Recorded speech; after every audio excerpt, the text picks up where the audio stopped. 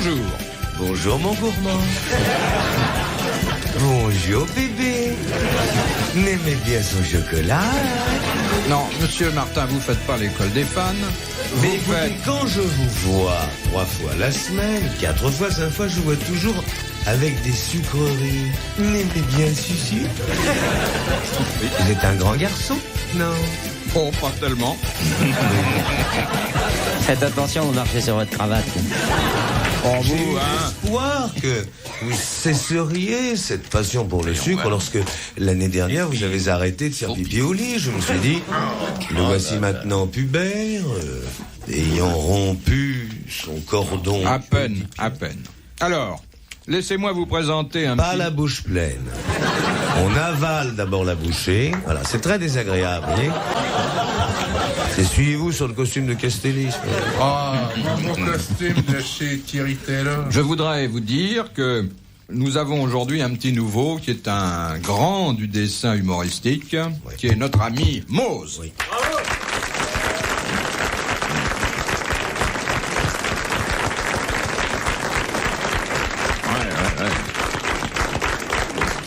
Non seulement Mose a de l'humour et un joli brin de crayon, mais encore il a de la curiosité, il a le goût du risque puisqu'il est là. Et il est chauve aussi. Et puis, c'est un homme de goût puisqu'il écoute presque tous les après-midi les grosses têtes. Et il voulait voir comment ça se passait. Ben, il va voir.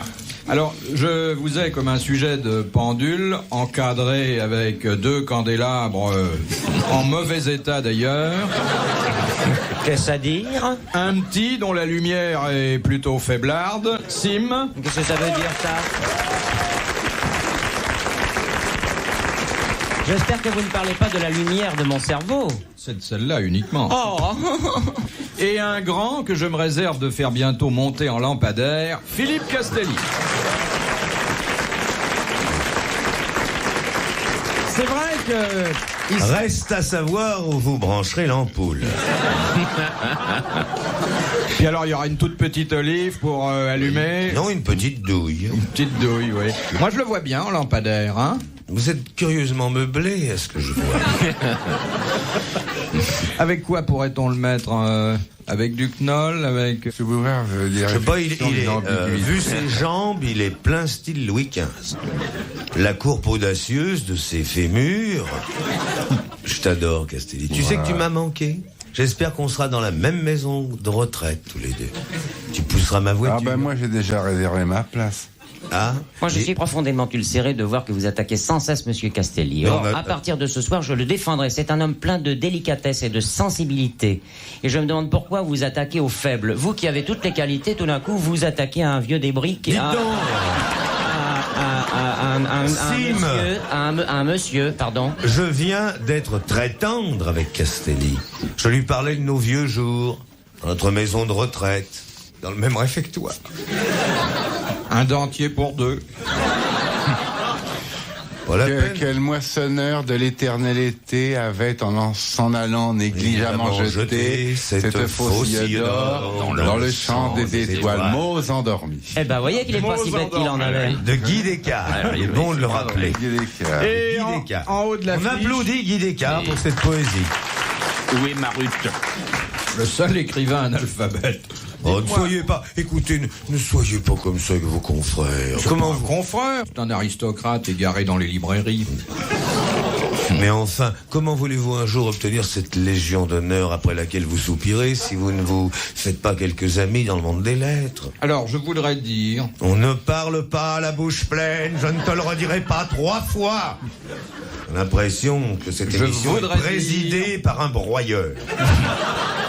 Que la 4e grosse tête, qui d'ailleurs occupe moins de volume aujourd'hui car elle sort de chez un artiste capillaire, oui, est celle de Jacques Martin.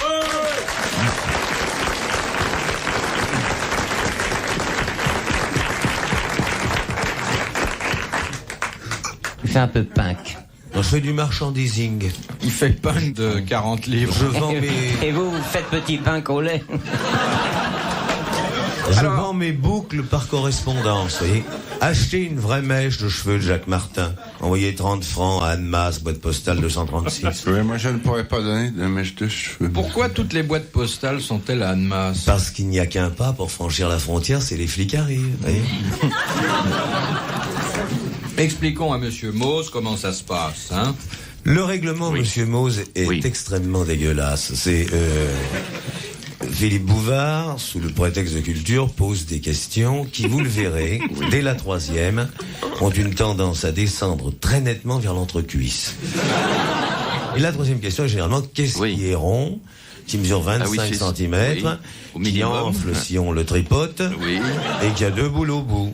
Alors, c'est pas au bout, hein, pas à la barre. Voilà l'émission. En dehors de ça, au point de vue visuel, parce que les auditeurs ne bénéficient pas, eh bien, Bouvard se tape entre 1 et 2 kilos de confiserie par heure. Chacun a ses faiblesses, hein. Oui. C'est comme ça qu'il fait son biscuit. Moi, je suis un gaufrettomane. Et voilà. De Monsieur Fillot de Riedisheim. Ce serait pas drôle, hein, aujourd'hui. Pourquoi? Vous l'êtes d'habitude? Non, mais aujourd'hui, moins. De Monsieur J'ai reçu ma feuille d'impôt. Déjà? Bon, on fait une quête dans la salle? Non. Si, aussi. Mais je propose un échange au gouvernement. Je leur envoie ce qu'ils me laissent et je garde ce qu'ils me réclament. Et j'y gagne. Ah non, mais vous, les artistes, vous payez pas grand-chose. Tiens! Ouais, bah dites donc. Pourquoi les années de souffrance. Vous n'en êtes pas un? Non. C'est un journaliste. Ah, c'est vrai, c'est différent. Un artiste, se reconnaît facilement, c'est quelqu'un qui parle de ses impôts en public. Un artiste, c'est quelqu'un qui ne mange pas de biscuits devant le public.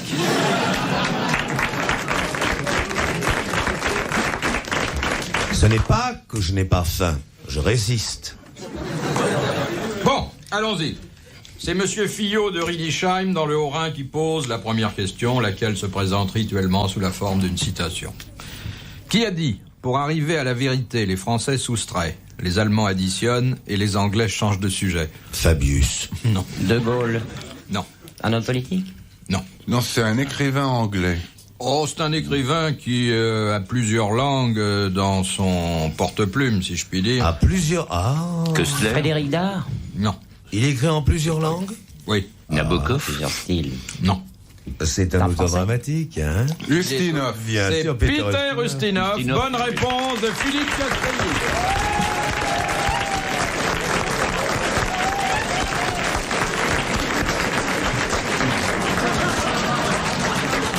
Monsieur Mose, je voudrais vous savoir, lorsque vous regardez Monsieur Castelli, surtout en mouvement... Il me fait peur, Est-ce que le crayon ne vous démange pas?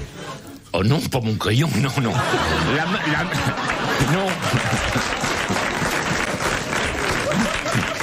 Pas son crayon, mais sa gomme, oui. Ma plume? C'est un de vos personnages, hein? Bon, il est pas très chaud. Non, il va me demander des droits d'auteur.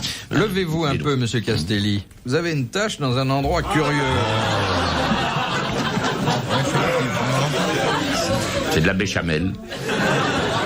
Non, c'est une tache de rutabaga qui date de la guerre, ça veut dire. Ces costards, ils sont pas d'autres. Caricaturé. Si, bien sûr, mais Tu sais ce que ça coûte, une caricature de Monsieur Mose? Ah, c'est vrai, oui. Très, très cher. Mais c'est impossible pour une Non, caricature. attention, là, le travail est aux 3/4 fait, hein. Oui, c'est vrai. La nature vous a précédé. j'ai qu'à copier. Vous croquez dans quoi? Oh, je croque plus. Tu veux que je me fâche? Je fais plus dans les journaux. Monsieur Mose est un de nos plus grands caricaturistes. J'ai une profonde... Dessinateur, humoriste. Tout. Ah, mais oui, je vais des dessins. Oui. Oh, bah, non. Ah oui, c'est pas mal. Je pourrais vous amener mon livre. Quelques albums à faire signer. De Madame Le Thuillier, de Passy-sur-Eure, qui a dit... Ne la garde. Elle est n'a pas partie... rompu sa fiche d'impôt. Qui a dit... Ma femme est partie en claquant la porte. Elle avait l'air de gifler ma maison. Oh, que c'est. Ah, c'est joli. Ça, c'est beau, ça. C'est hein? un Français qui a dit Oui, un homme- et c'est vécu. Un homme marié. Il était beaucoup ça. cocu. C'était un grand cocu. Un grand cocu. Napoléon. Non. Jouant d'eau. Non, si vous voulez, on va établir la liste des grands cocus. Mais il y a que des cocus. Ah oui. Tout le monde n'est pas cocu parce que ça suppose un acte préalable. Parce hein. qu'on vous l'a pas dit, Philippe, mais si vous voulez, je peux vous envoyer une lettre anonyme. C'est pas Jules Renard? Il Il était était pas pas cocu, marié. Jules Renard. Ah mince. Il était cocu avec élégance. Il était cocu avec beaucoup de panache. C'est Guitry, non? Guitry. C'est Sacha Guitry. Bonne réponse de Sim.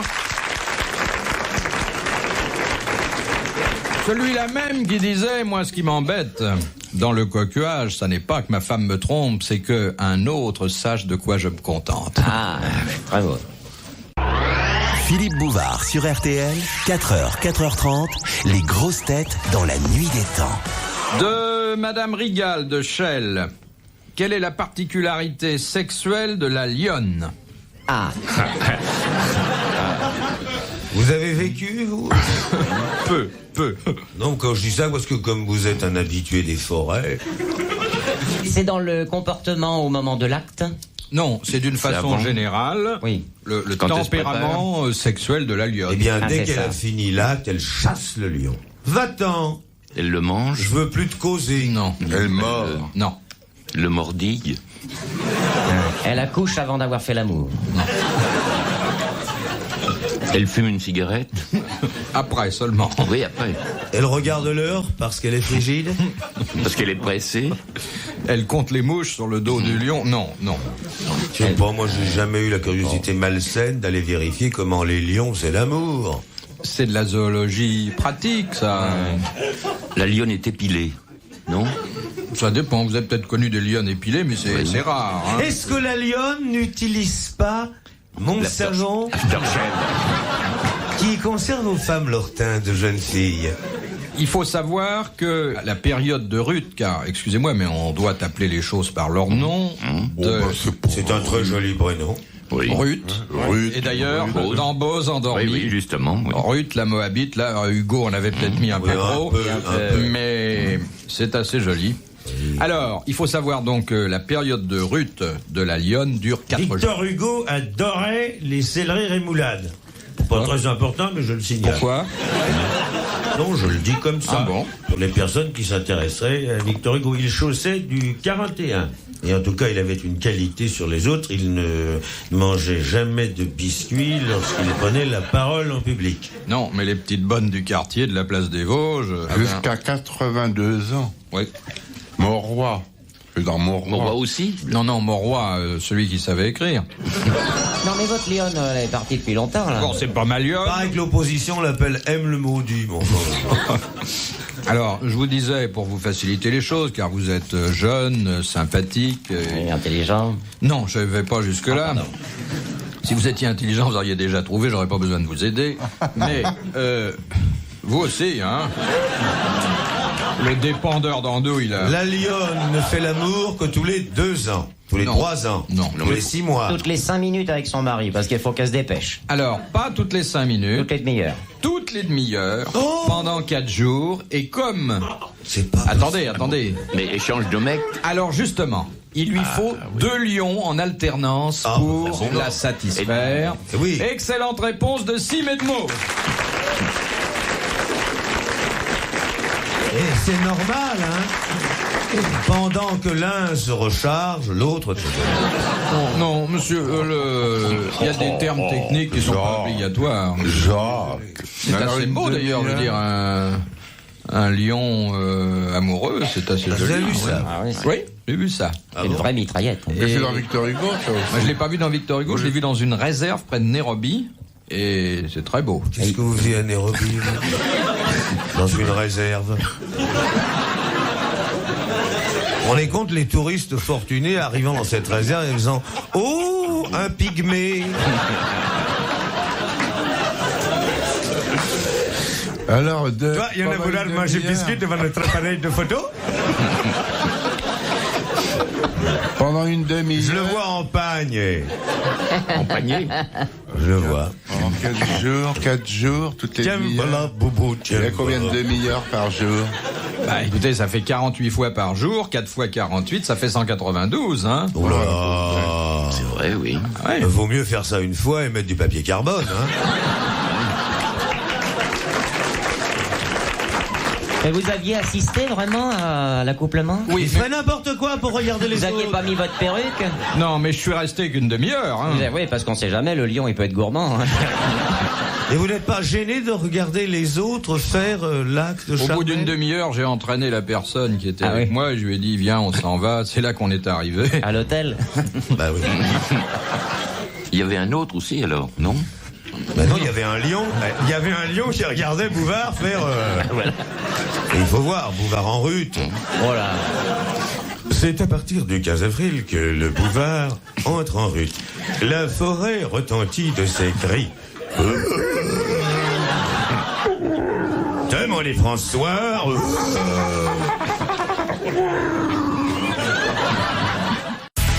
Les grosses têtes dans la nuit des temps. En décembre 1982, autour de Philippe Bouvard, Mose, Sim, Jacques Martin et Philippe Castelli. De Monsieur Blin, de Saint-Michel-sur-Orge. Quelle est la condition pour qu'un poulet ait droit au label rouge? Faut qu'il ait son certificat d'études parce que...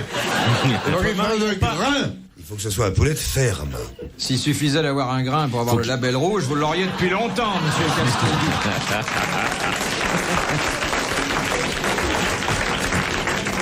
Alors, quand un poulet a un label rouge, c'est qu'il a appartenu à la DST et qu'il ne révélera jamais les secrets qu'il connaît.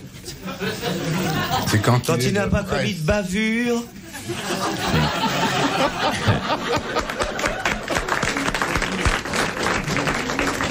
Quand il est de Bresse. Il doit avoir une carte de Bresse.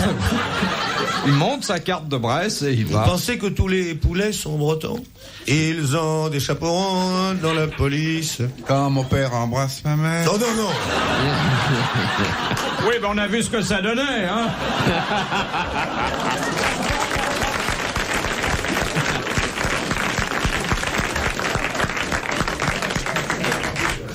Alors, quand il est passé aux œufs de 20 heures.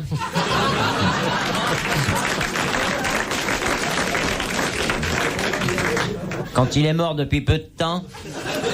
Quand c'est un poulet de fer, simplement, que c'est pas un poulet d'élevage. Quand il a été vidé. D'un dancing ou de la police? Non, si vous voulez... Quand il a couru plus de 3 semaines. Non, il y a 4 pattes. Il y a des normes. Qu'on essaye de le fourguer pour du lapin de Garenne. Il est bon ton poulet, ma chérie. Qu'est-ce que t'as mis dedans? Rien, il était déjà plein. Il y a des normes pour l'élevage du poulet, comme... Bah oui, il y a des écoles, bien sûr. Le règlement, car il y a un règlement... Dans la police, oh là là. Dit que pour qu'un poulet ait droit au label rouge, il doit disposer... de la bienveillance de Gaston Defay.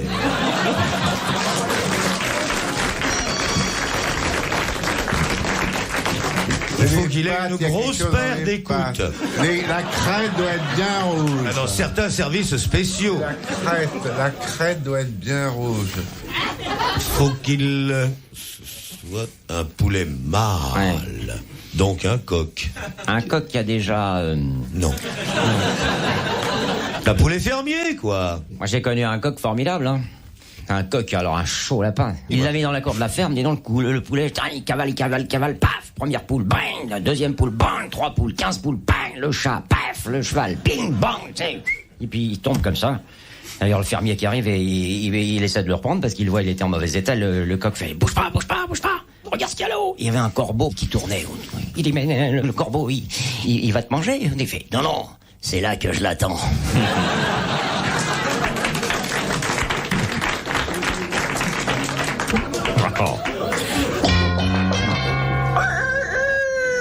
Merci Denis Fabre. À vous, Léon Zitrone. Vous applaudissez Monsieur Blin de Saint-Michel-sur-Orge. Cette question en apparence simple lui vaut d'abord votre considération, vos applaudissements, mais aussi un mandat de 500 francs, un disque, le dernier 33 tours, mais je dis le dernier, en fait il y en aura encore d'autres, des grosses têtes. Vous y croyez, vous? Voilà, la condition réglementaire... On va en faire un film, des grosses têtes. Oui, mais j'y pense. Eh oui. Mais oui. Je jouerai le rôle de l'ecclésiastique.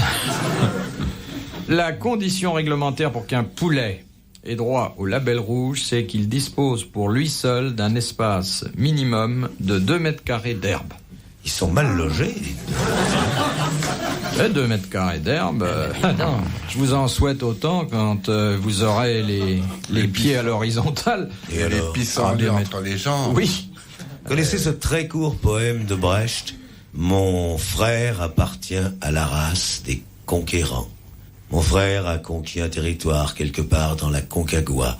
Il mesure 2 mètres de long sur 1 mètre de large. Ah, c'est joli ça. Oui.